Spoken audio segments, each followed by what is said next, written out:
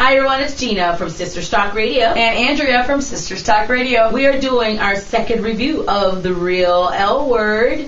Now we are on The Real L Word Season 1, Episode 2. We're going to kind of run through what's going on with the characters and tell you guys a little bit about our feelings have changed about a couple of the characters, and we're going to tell you why. Yeah. So I'm going to start us off with talking about Whitney.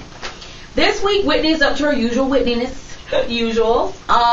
She's juggling 3 women. She's got, now if you remember from the last video we did, we talked about the fact that Whitney dropped one woman off at the airport, circled around, and picked up a different woman. So the woman she dropped off was Sarah, and the woman she picked up was Tor. Now Tor is supposedly just a friend, but Tor's got this big thing for Whitney, and Whitney's flirting with her. Whitney's aware that Tor has a thing for her, and kind of they had this really playful moment where they were talking about, being naked together.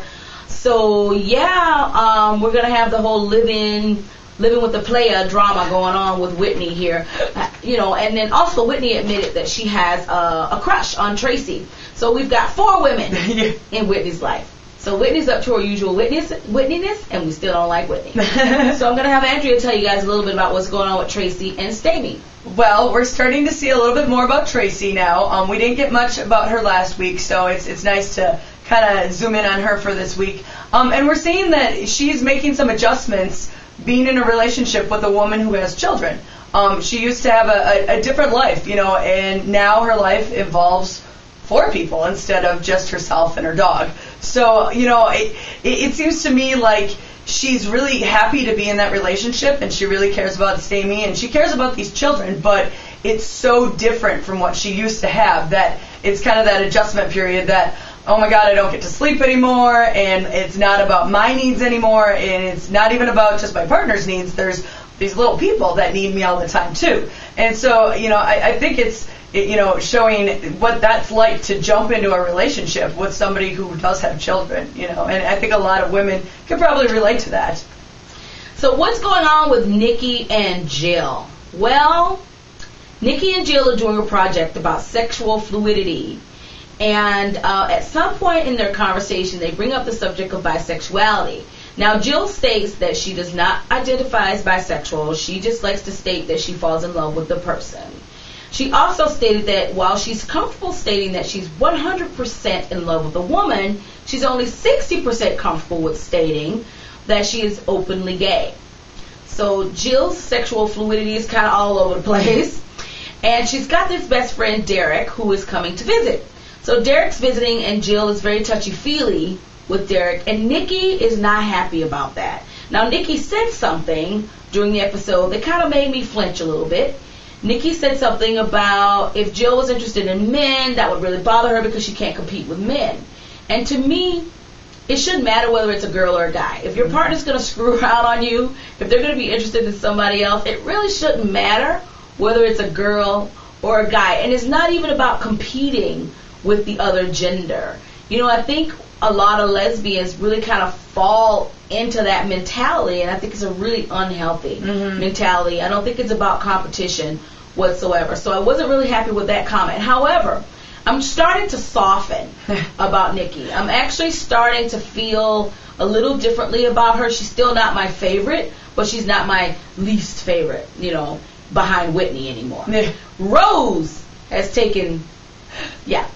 definitely taken Nikki's position in the dislike section. So why don't you tell everybody a little bit about why I don't know if you've changed your mind about Rose, but why I changed my mind about Rose. Well, I definitely have been able to see some of Rose's true colors come out in this episode, and I mean that in saying that she's kind of mean and bitchy. And, there are a lot of people who are mean and bitchy, but, it just seems that she drinks a lot, and when she drinks a lot of things come out that maybe she's already feeling all the time.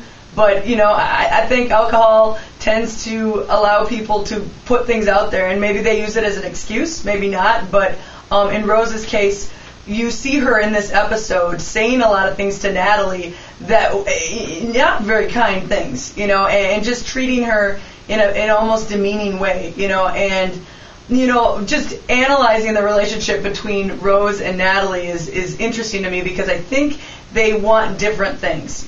Somewhere in the episode, Rose says that Natalie is, something on the lines of, right now, like she's only her person right now. Whereas Natalie is seeming to want more from Rose. She wants to, she's been talking about babies a lot, and this seems to be something that she really wants. And you could see Rose every time just panic, like, no, I don't want kids, I'm not ready for that. And so they seem to want different things, and that builds tension in a relationship, I imagine. And then you start mixing alcohol, and you just have some fireworks going on between the two of them. And so I don't know how things are going to go for the two of them, but Rose has not painted herself very well in this episode, and she like I said, was kind of mean and bitchy to Natalie, and I'm curious what happens in the next couple episodes following, because where we left off, she had actually said, they had this heated argument, and the decision was made that Natalie was going to move out. So I don't know if that's what's going to happen. I'm curious at this point. So Mikey is still my favorite, definitely still my favorite. We don't really see too much going on with Mikey, though. I see a side, well, we all see a side of Mikey that we didn't really get to see in the first episode. So Mikey is still planning Fashion Week. Things are getting really busy, very hectic. We do see a little snippiness, a little bitchiness in her this episode, but we also get to see a softer side of her. She's being inducted into the Hollywood Chamber, and she really wants her girlfriend Raquel to be there. And so, Raquel promised to be there, and so we see Mikey actually stressing because Raquel didn't make it in time to actually watch her get this plaque. So you get to see that she's really bothered by that, and so you have this part of Mikey that's really independent, really aggressive, really all about, she's a go-getter, and she doesn't seem to really care about, hurting people's feelings. She doesn't seem to really care what other people think, but yet there's this side of her where she really wants Raquel there, and it's a really soft side of her that I really find very attractive. So Mikey's still my favorite. All right, but that may change because something happened in the preview for the third episode that me and Andrea and I go, what the fuck? Really? Okay, so Andrea, what happened? Well, you see Tracy. I'm sorry, you see Whitney, and you see Mikey, and they seem to be in cahoots in some form. I don't know what's going on. I believe there was a shirt off, unbuttoned, something going on. Oh my God. I really hope we misunderstood that preview. And that could be, because a lot of times they'll set it up like, all right, what's going to happen next? But then again, they ended the first episode, with Whitney, doing the drop off and pickup and, at the airport. So. Oh my God. So the preview was set up in such a way to make us think that maybe Mikey and Whitney are going to end up together. And if that happens, I'm never going to breathe another good word about Mikey ever. ever, if that happens. Oh. Her nice little image will be stomped on for you. Oh, can you imagine though, if Mikey ended up with Whitney, she would give Whitney a run for her money. Because I'm going to tell you, Mikey will not put up with the kind of bullshit that all of Whitney's other girls are putting up with. So it might actually do Whitney some good to hook up with Mikey. It might. Because oh my God, Mikey would never, I could tell from her personality she would never put up with that kind of behavior out of Whitney. Never. No. So that's going to be interesting. Now again, we might have misunderstood the preview, but it sure seemed like something was going to go down between Mikey and Whitney. Ugh. Alright, so that's our review.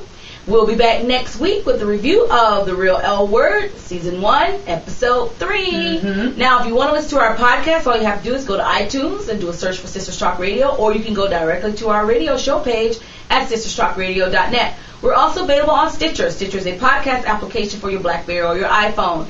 And if you're not watching this video on the YouTube site, our YouTube channel is youtube.com/Sisters Talk Radio. We'll be seeing you guys again soon. Bye. Bye.